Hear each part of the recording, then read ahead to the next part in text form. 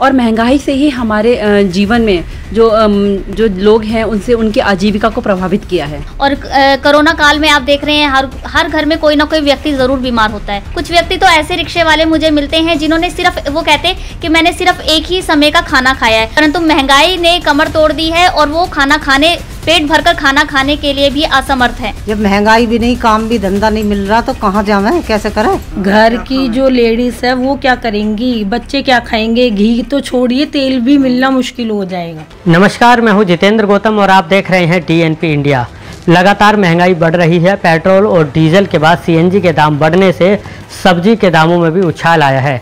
जहां नींबू लगभग 250 रुपये किलो से ऊपर बिक रहा है। ऐसे में तमाम सब्जियां ऐसी हैं जो 40 से 50 रुपये किलो मिल जाया करती थी, लेकिन आज के समय में 70 से 80 रुपये किलो मिल रही हैं। हमारे साथ कुछ गृहिणियाँ मौजूद हैं, इनसे हम बातचीत करेंगे और जानेंगे कि इस तरह की महंगाई में किस तरह से ये अपने रसोई का खर्चा चला रही हैं। जी, शुरुआत आपसे करते हैं। क्या नाम है आपका? रूपाली गुप्ता। रूपाली जी, किस तरह से चला रहे हैं खर्चा जिस तरह से लगातार महंगाई बढ़ रही है?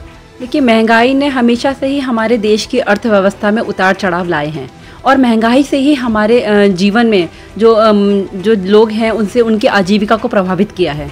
तो ऐसे में जो महंगाई से हमारे गृहस्थी है, हमारे उसे चलाना बहुत मुश्किल होता जा रहा है, क्योंकि हमें दिन प्रतिदिन जब हम सब्जी लेने जाते हैं उनमें उछाल जो आता है, रोज़ 10-20 रुपए जो बढ़ जाते हैं, उससे हमने अपने हाथों में हमारे मतलब जो तंग किया है हाथों को, और हमारे जो प्रॉपर हम जो चलाते हैं अपनी गृहस्थी को, उसे हमें बहुत समझ से चलाना पड़ रहा है और बहुत ज़्यादा दिक्कतें आई हैं।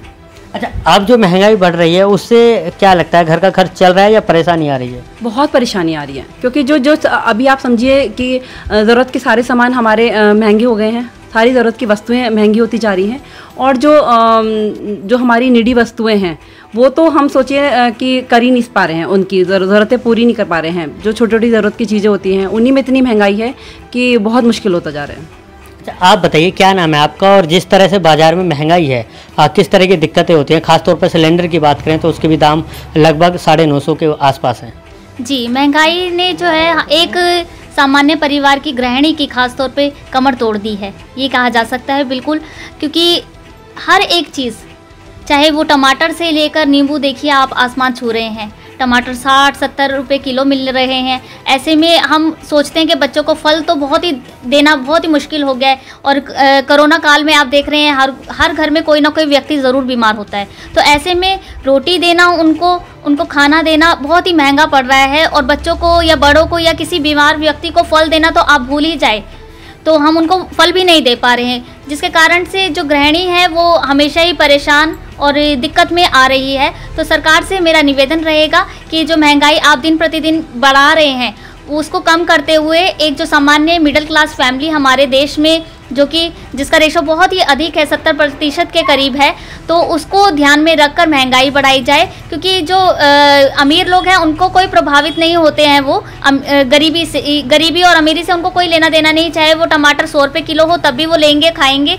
परंतु जो सामान्य और मिडिल क्लास और निम्न श्रेणी के परिवार हैं उनके ऊपर बहुत ही भार पड़ रहा है। उनको रोटी खाना भी 2 टाइम की बहुत मुश्किल हो रहा है। मैं ऐसे परिवारों को भी देखती हूँ जब जाती हूँ झुग्गियों में, जो 1 टाइम का खाना भी नहीं खा पाते। कुछ व्यक्ति तो ऐसे रिक्शे वाले मुझे मिलते हैं जिन्होंने वो कहते कि मैंने सिर्फ एक ही समय का खाना खाया है। तो ऐसी चीज़ के सुनकर भय पैदा होता है मेरे अंदर कि हमारे देश की जो रूपरेखा है ये कहाँ जा रही है।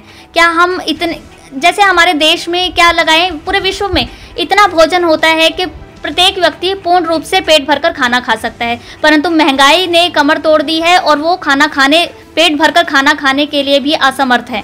तो सभी से निवेदन रहेगा, सरकार से विनम्र निवेदन करूंगी कि महंगाई को घटाते हुए गरीब परिवारों को, निम्न श्रेणी रिक्शे वालों, इन सब की तरफ ज़रूर ध्यान दीजिए। क्योंकि झुग्गियों में ऐसे भी लोग हैं जिनको बच्चों को तो मुझे लगता है कुछ बच्चे ऐसे हैं जिन्हों को दूध पीने के लिए भी नहीं है, उन्हें नहीं पता दूध का स्वाद कैसा है।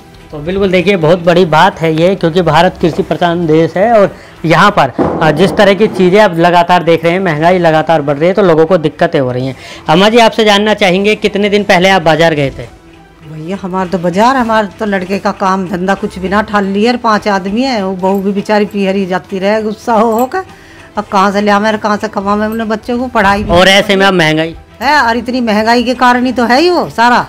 जब महंगाई भी नहीं, काम भी धंधा नहीं मिल रहा तो कहाँ जावें, कैसे करें? पढ़ाई भी बच्चों के घर बैठे हैं, यूँ परेशानी है, बहुत परेशानी है इस महंगाई से। कहाँ से इतनी महंगी गैस ले आवा, हज़ारों की हो रही है गैस, तुम 950 कह रहे हो, 1000 की आ रही है। अब तो बहुत परेशानी है हमें तो बिल्कुल देखिए महंगाई से परेशान है। अच्छा, आपसे जानना चाहेंगे, आप लास्ट टाइम बाज़ार कब गए थे? मेरे को तो बहुत समय हो गया बाज़ार गए हुए। और तेल के भाव देखिए 200-250 रुपये किलो। सरसों का तेल जो ज़रूरी है हर चीज़ में, सब्जी में, हर चीज़ में ज़रूरी है, वो इतना महंगा तो आगे क्या करेगी? घर की जो लेडीज़ है वो क्या करेंगी? बच्चे क्या खाएंगे? घी तो छोड़िए, तेल भी मिलना मुश्किल हो जाएगा। और ये सब्जियां हैं वो इतनी महंगी हो रही है। मेरी तो यही गुजारिश है सरकार से कि महंगाई को रोक दें, यहीं पे विराम मतलब लगा दे। बहुत ज़्यादा महंगाई है, बहुत ज़्यादा।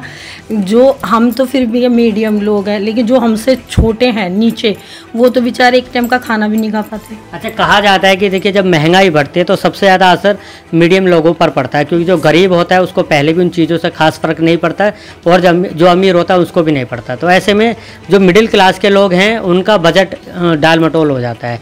तो उसको लेकर क्या कहेंगे, सरकार से किस तरह की अपील करना चाहेंगे?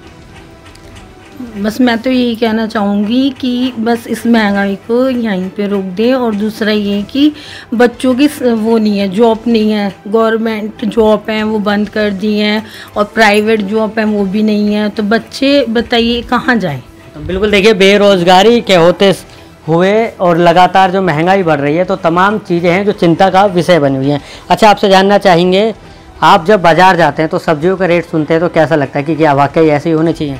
बिल्कुल गलत है। जो सब्जियों के रेट रहते हैं वो निश्चित तौर पर वो नहीं होने चाहिए हैं जो अब मौजूदा हालात में है। वैसे हम जानते हैं कि विश्व में युद्ध का जो माहौल बना हुआ है, जिसके कारण से आयात और निर्यात में बहुत ही महंगाई बढ़ रही है, परंतु इतनी भी नहीं बढ़नी चाहिए। हमारे देश को अपने आर्थिक रूप से इतना सशक्त होना चाहिए ताकि हमारे को अन्य देशों पर आश्रित ही ना हो। अगर हम अन्य देशों पर आश्रित नहीं होंगे, हम खुद कमाएंगे, खुद उपजाएंगे और खुद ही अपने देश के लोगों में खिलाएंगे पिलाएंगे, तो मुझे लगता है हमारे देश में कहीं भी अर्थव्यवस्था पर कोई फर्क नहीं पड़ने वाला।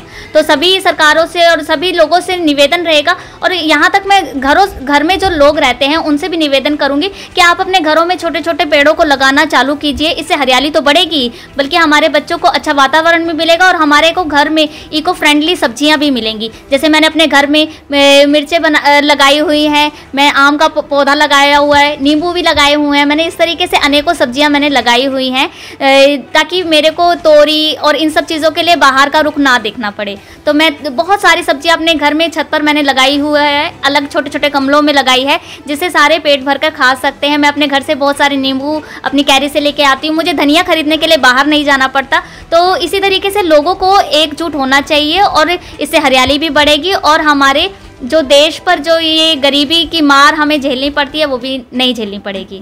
तो बिल्कुल देखिए, काफ़ी अच्छी इन्होंने बात कही कि महंगाई से सरकार आपकी मदद करे ना करें, लेकिन आप अपनी तरफ से भी मदद कर सकते हैं। गाज़ियाबाद से मैं जितेंद्र गौतम, DNP इंडिया।